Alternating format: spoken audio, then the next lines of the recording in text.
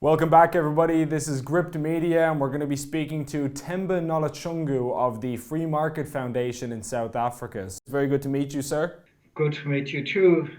And if you could tell me, just to start off for the benefit of our viewers, a little bit about yourself and your organization and what you believe and what you do. Well, I'm one of 4 directors of the Free Market Foundation.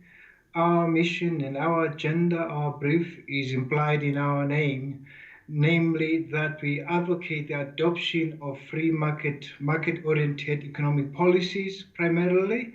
Otherwise, we are a public policy institute.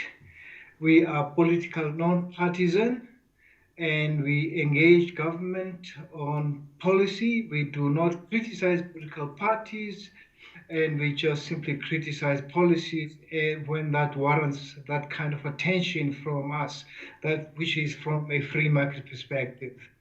So you're very concerned about the draft for the Constitution's 18th Amendment Bill. Would I be right in saying that?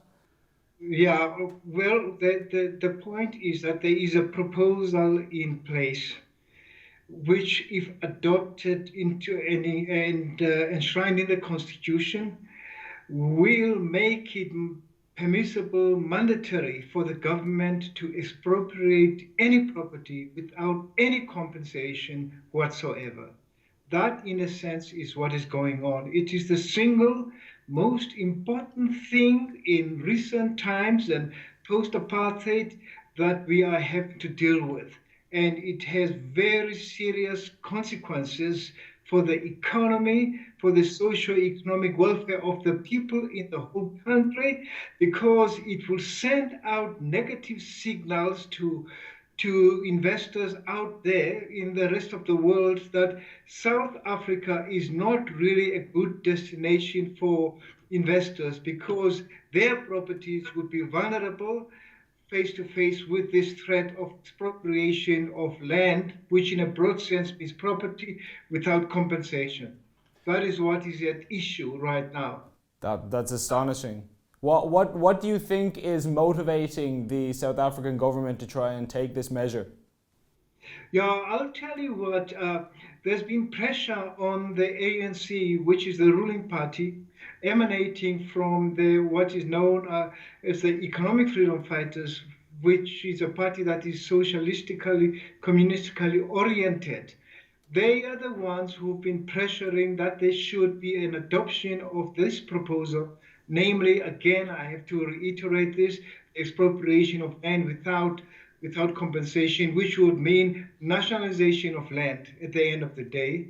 And so the ANC, the ruling party, adopted this stance, and now we've seen it translating into a policy proposal, into a legislative proposal, in terms of which the protection of private property in the Constitution, as it stands right now, will be nullified, totally nullified.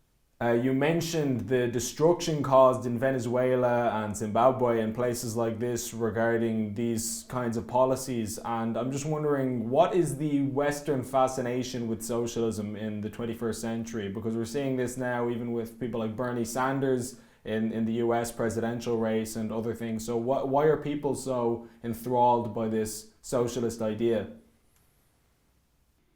It is, I think, the fact that, first of all, people tend to forget the lessons of history.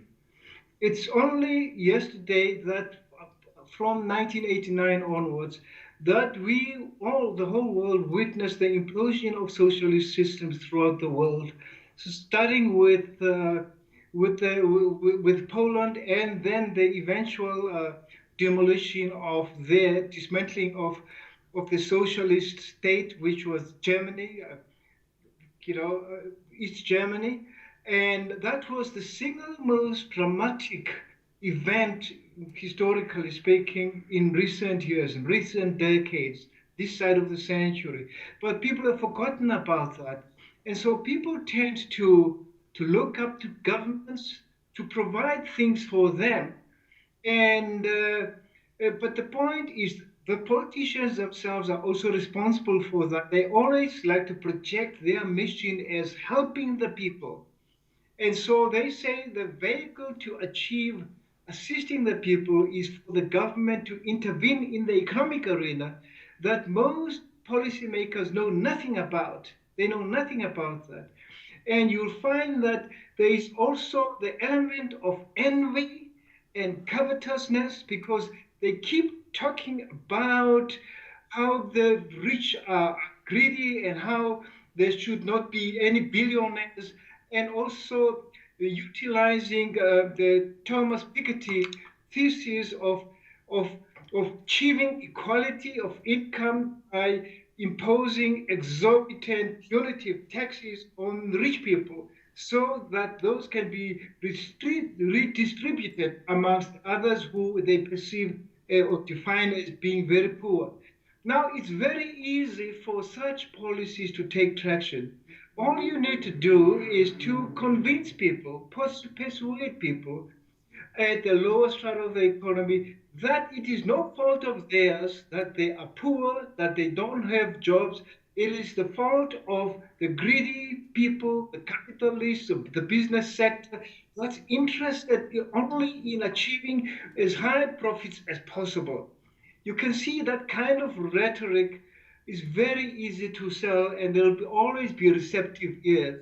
But however, those same politicians being ignorant of the economics, the basic economic laws, they just carry on espousing all these policies and knowing that people will just listen to them and just simply accept them and give them a blank check in terms of pursuing all these policies because you are the people who are going to bring about equality of income. That's which is rubbish, which is also rubbish. Do you think that there is a solution to that then, considering the fact that it's obviously a much more difficult thing to convince people to believe in free market economics than it would be to say, you know, I'm going to give you a bunch of free stuff, whether it's achievable or not? Do you think that it's even possible to win people over once they've adopted this socialist ideology?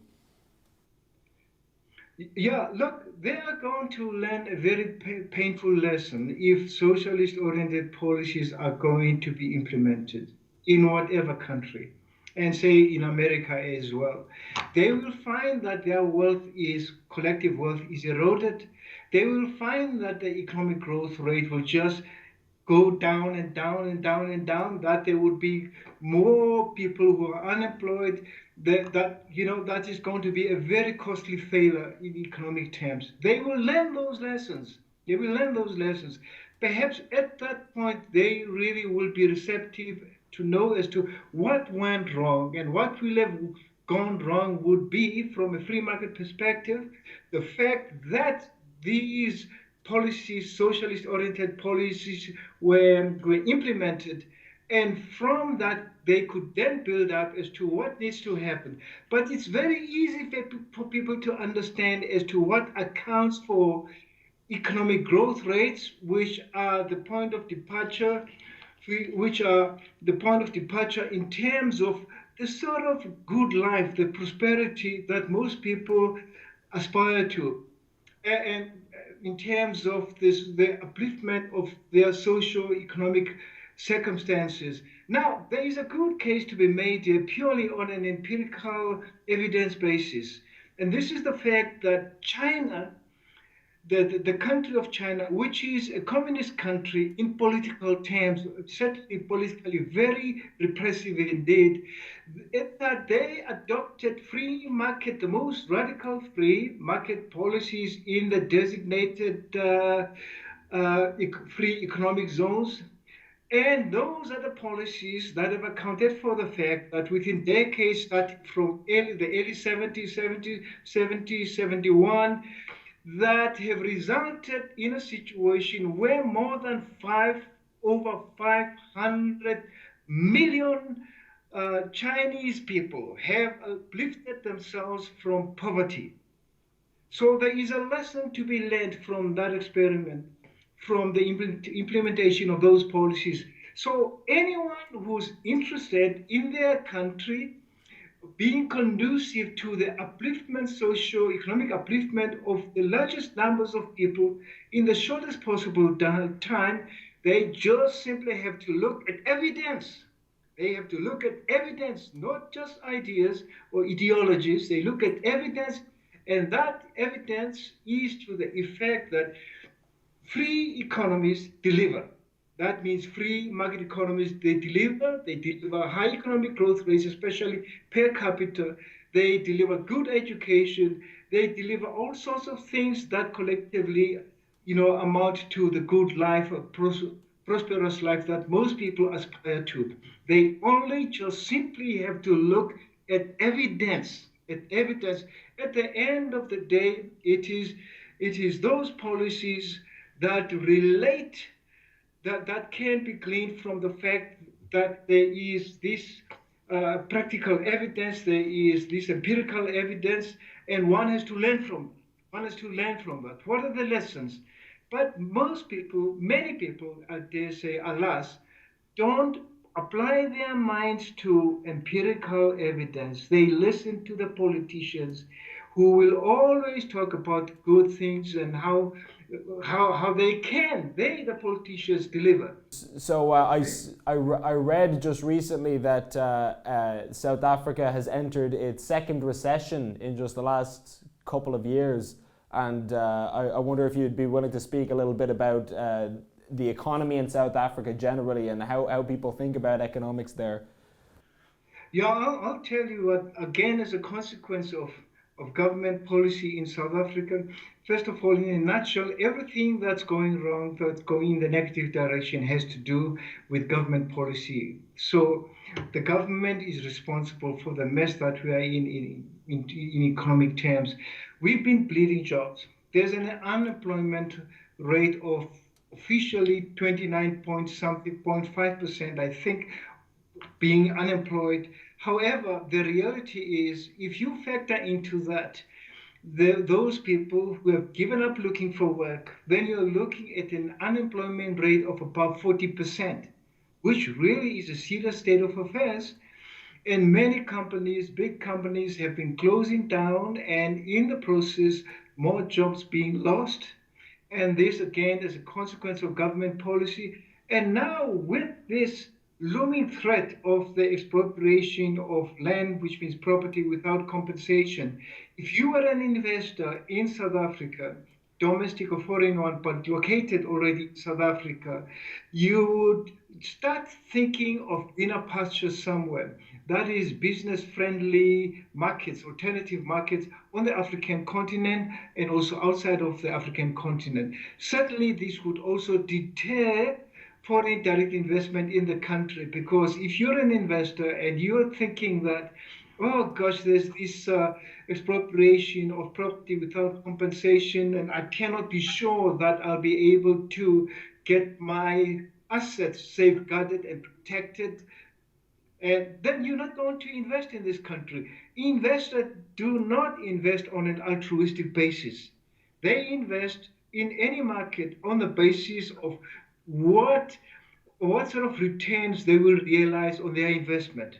So the greater their returns in any market, the greater there will be a level of those markets being seductive to investors, and finding their way to locate their investment. So we're losing in this game. We're losing in this game in South Africa. The economy is shrinking and things are very bad. And now they talk about a technical recession. A recession is a recession. We are in a recession. Now, when the government keeps talking about a technical recession, many people, I can imagine, will say, well, it's not really a recession as such.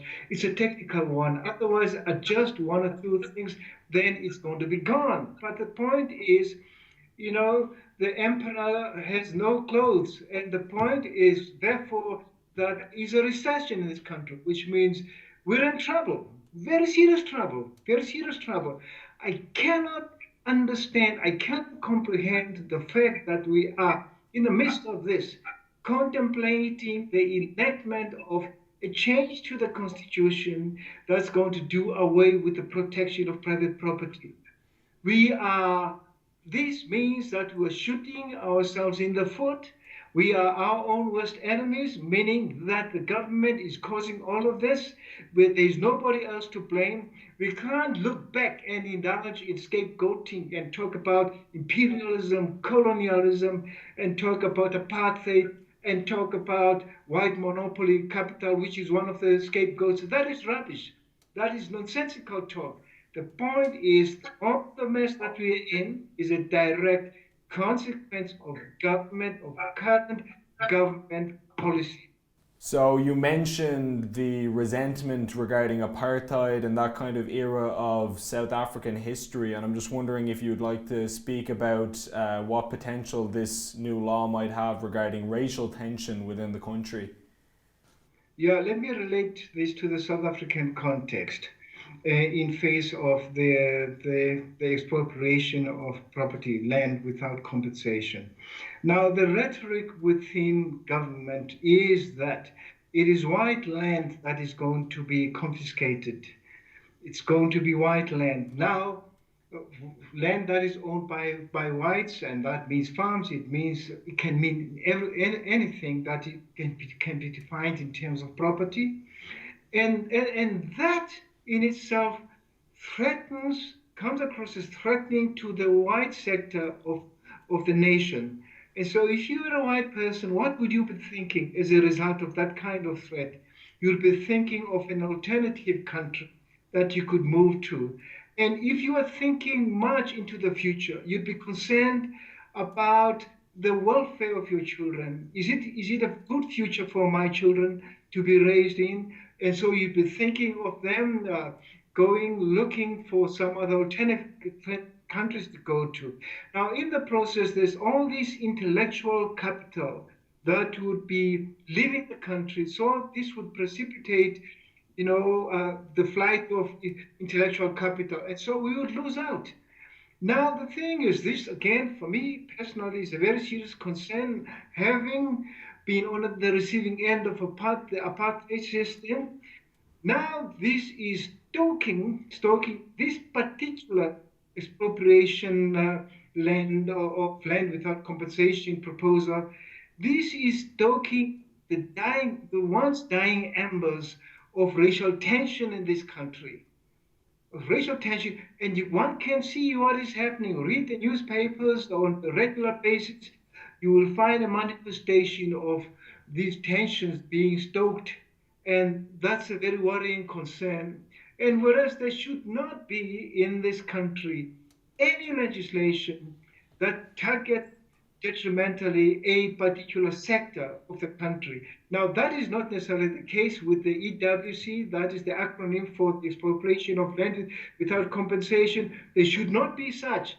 Now, but legally and rationally, as the EWC proposal stands, it means anyone's property, irrespective of their color, their background, can be confiscated without compensation by the government.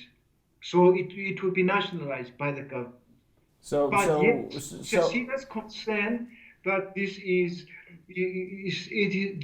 stoking the racial sensitivities in this country. So would your view be that while it claims to be an attack on one group of the population, it could end up being a threat to all people's individual rights? Well, of course, without a doubt, the proposal as it stands, that's what it means. It means I, as a black person owning property, black person owning property, their properties would be vulnerable to confiscation.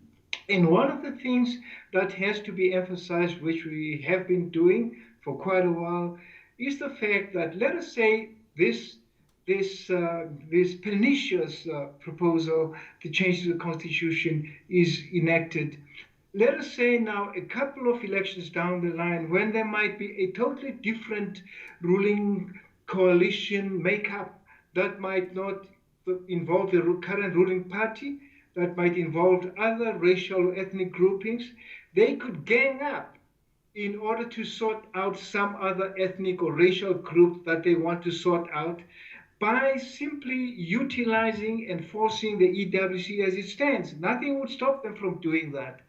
And so it might be, say, for example, hypothetically speaking, say white Afrikaners and the Xhosa group or Zulu or the Sotho speaking, on the one hand, sorting out the English speaking and who might be in coalition as with some other ethnic or racial groups, they could use this piece of legislation, the EWC in the Constitution, to sort them out by simply confiscating all the properties of those that they see as their opposition that might need to sort out for whatever reasons they might have. That's the dangerous thing about this. In that, in the beginning, it might seem that it targets only just whites in terms of the prevailing rhetoric, but at the end of the day, the bottom line is, legally speaking, in terms of the Constitution, if this amendment is effected, it means that everyone's properties will be vulnerable to confiscation.